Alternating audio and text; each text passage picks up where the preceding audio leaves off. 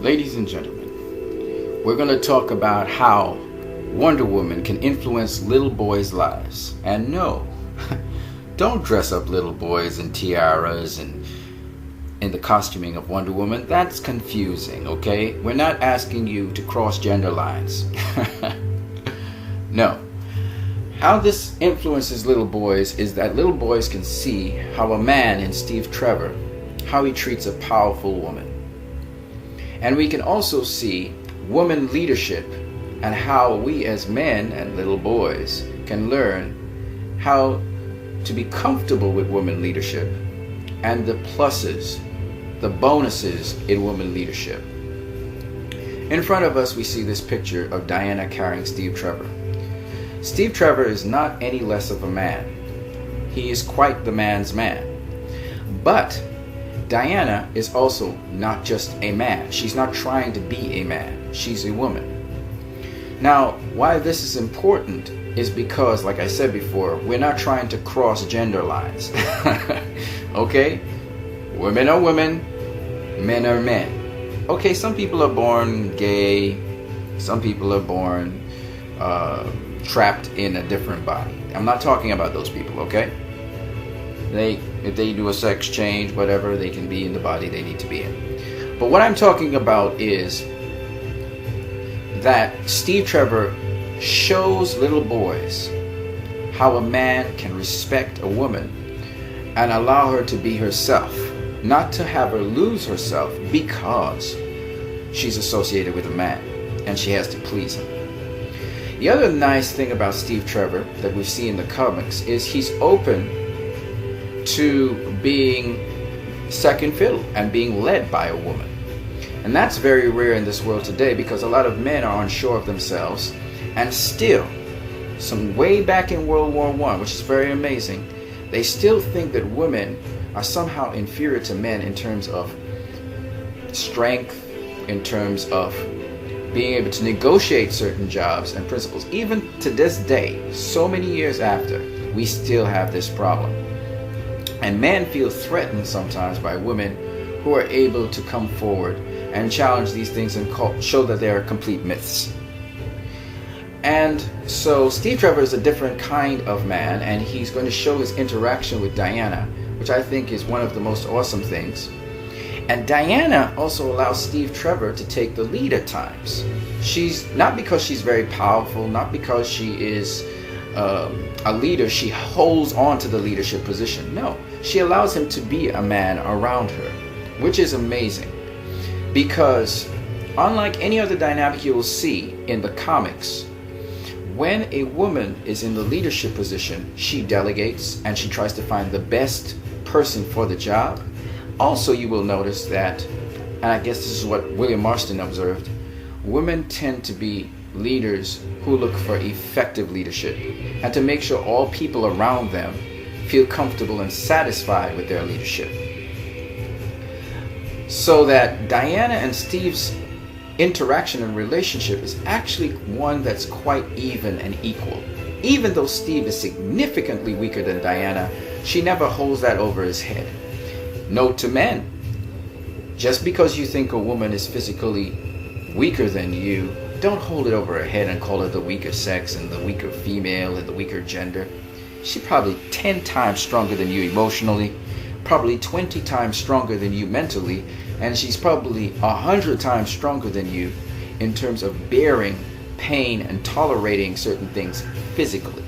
So never just call a woman a weaker gender or weaker sex. We need to grow out of that sort of reasoning. So Steve Trevor also lends himself over to Diana. As you can see here, he's very happy that she's holding him up. And that's because he also realizes in this dynamic that he doesn't need to be in danger for her to show her strength. And it's nothing wrong with a feminine woman showing her strength. And it's not a problem. So Steve is wise enough to understand these different things. So the dynamic between Diana and Steve is one in which they are consider each other equals, one having more strengths in one area and the other having strengths in another area. And so they play off of one another that way, which is really cool, and you'll see that in the movie. So in the animated series, in the comics, in even the television series that was there, you would see that Steve Trevor and Diana have this dynamic between them, and they've been that way for a while. Diana doesn't really have attachments to any man in the human race, as far as I know.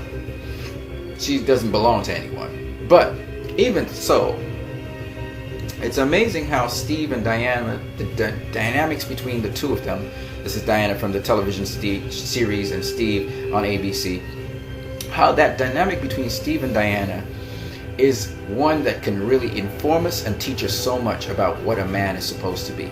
A lot of times we think as men we are supposed to, exhibit testosterone or brawn or strength, and that's what makes us a man. Well, what makes you a man actually, if you've ever been in a relationship with another woman or you have mothers or so on, is actually your coolness, your calmness, to be able to tolerate certain things, also the ability to know this person has this ability and allow them to do what they do best.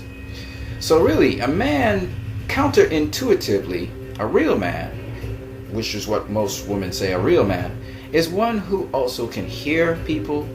He is good at listening to people's feelings, and he's able also to navigate that roadway of staying calm, staying cool almost under any situation, and allowing people to do what they do best. That's a real man. And Steve Trevor has exhibited that throughout. So this iteration of Steve Trevor for little boys teaches little boys and informs them how you interact with a woman. He's not a perfect person in this movie, obviously. He's very much a man in many respects. But it should be interesting to see the dynamic between him and Diana. I think little boys can consider themselves in some ways like Steve Trevor. That would be sort of, if you want to be a character in Wonder Woman, you'd be Steve Trevor, I guess. And the wonderful thing about this whole thing that I would like to tell you guys is that if you look at this here, you see Steve and Diana fighting side by side. And this is not only so in the comics, but it's also so in the movie.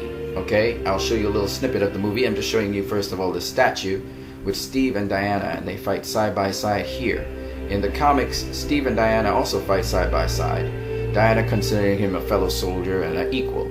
And the amazing thing about this is, remember, Diana comes from Themyscira, which they are wary of men, and Diana is fighting side by side with a man. You have to understand, Diana challenged that notion the Amazons had and presented the case that you can work alongside with mankind.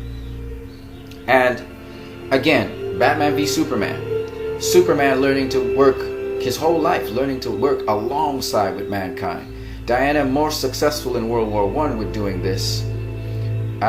Superman not so much, right? Man of Steel, he still had a difficult time. It cost him his life to work alongside mankind.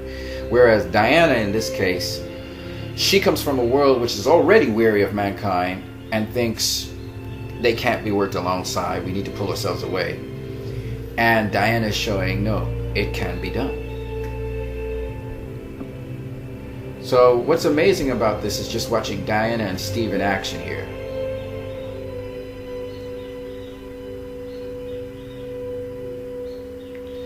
You see them work in tandem. Diana pull a man in with a lasso and Steve knock him down. It's just really amazing. And this is basically the relationship Diana has with Steve.